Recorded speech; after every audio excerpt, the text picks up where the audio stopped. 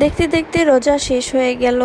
আজকে রোজার শেষ ব্লগ তোমাদের সাথে শেয়ার করছি। তো এই 2 দিনে আমি কি করেছিলাম তা নিয়ে থাকছে আজকের ব্লগ।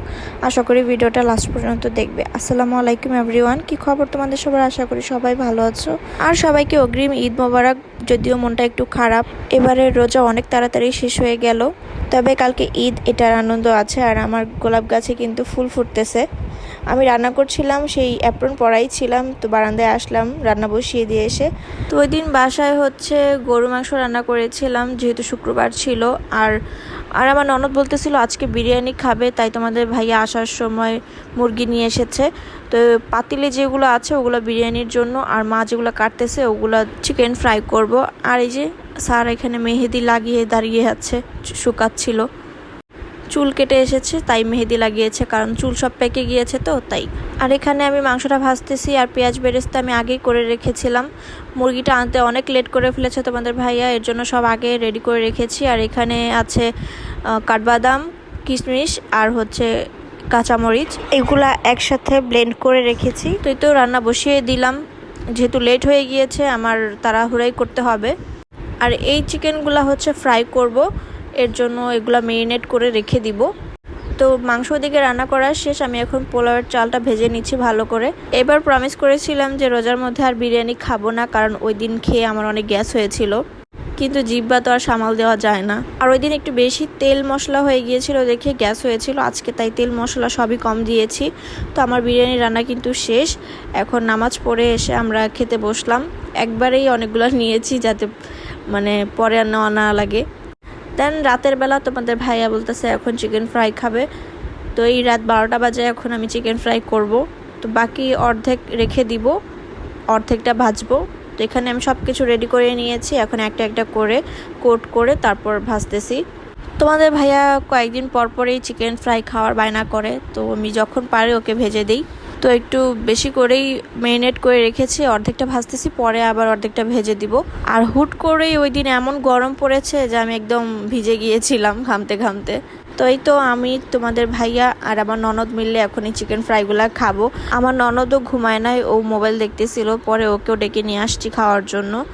আর আজকে আমরা নিচে বসেই খাবো, দরজা খুলে দিয়েছি, কারণ বাইরে থেকে অনেক সুন্দর বাতাস আসতেছিল, তাই আমরা সবাই এখানে বসেই খাচ্ছিলাম, কারণ বাতাসটা অনেক ভালো লাগছিল। এটা হচ্ছে পরের দিনের ভিডিও। বিকালে আমি রেডি হলাম, তোমাদের ভাইয়া বললো যে আজকে আমাকে নিয়ে বাইরে ইফতার করবে। তো আমরা চলে আসলাম, অনেক ঝগড়াঝাটি করতে করতে তারপর আমরা এসে পৌঁছালাম হচ্ছে ক্যাফেচিনোতে।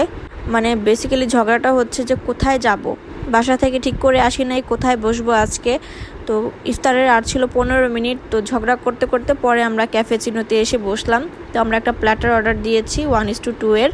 এখানে এই যে সিজনাল ফ্রুট জুস ছিল, তারপর এই যে আমাদের প্ল্যাটারটা, এখানে অনেক কিছুই ছিল, আলুর চপ, বেগুনি, তারপর গ্রিল চিকেন, ফ্রুট সালাদ, ভেজিটেবল, তারপর আরেকটা সালাদও ছিল চিকপিস দিয়ে করা, ওইটা অনেক মজা ছিল।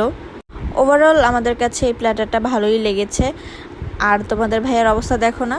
আর ডেজার্টে ছিল হচ্ছে ক্রিম ক্যারামেল, এটা তোমাদের ভাইয়া বলতেছিল কম মিষ্টি হয়েছে, বাট আমি যখন খেলাম আমার কাছে ভালোই মিষ্টি লাগছিল।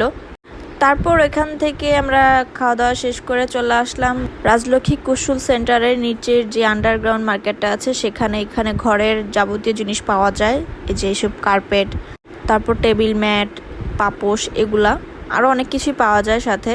তো এখান থেকে আমি এই যে টেবিলের উপর সাদা যেই প্লাস্টিকের ম্যাট না কি বলে ওইটাকে জানি না, ওইটা যে বিছায় ওইটা নিলাম।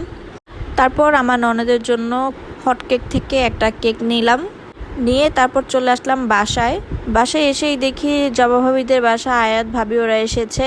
তো আয়াত এখানে যে আয়রাকে নিয়ে খেলা করতেছিল। আর এই যে আয়রামণিকেও আমি যখন নেই তখন আমাদের আয়াতমণি রাগ করে। তো বেসিক্যালি ভাবি আজকে চুলে হেয়ার কালার করবে, তাই এসেছে যে আমি চুলে হেয়ার কালারটা লাগিয়ে দিব, কারণ বাসায় কেউ ভালো মতো লাগিয়ে দিতে পারবে না। তাই ভাবি একদম হেয়ার কালারটা নিয়ে এখানে চলে এসেছে। আর আজকে ভাবি এই কোটা কসমেটিক্সের হুইস্পার শেডটা ইউজ করবে, যেটা এখন আমার চুলে ইউজ করা আছে। তো ওইটা ইউজ করতেছে, কারণ এই কালারটাই অনেক সুন্দর। তো এখানে আমি আয়রার সাথে কথা বলছিলাম, পরে হুট করে যখন জানতে পারলাম যে সোমবারে হচ্ছে ঈদ, তো কি রেখে কি করব, তাড়াতাড়ি বাসায় এসে এখন 12টা 12:30টার দিকে আমি যে সবগুলো আর্টিফিশিয়াল ফুল ধুইতেছি। কারণ আমি সময় পাবো না পরে, কারণ আরও অনেক কাজ বাকি আছে, তাই ফুলগুলো আগে ধুয়ে দিলাম। যাই হোক, আজকের মতন ভিডিও এই পর্যন্তই। সবাইকে ঈদ মোবারক। দেখা হবে চাঁদ রাতের ব্লগে। আল্লাহ হাফেজ।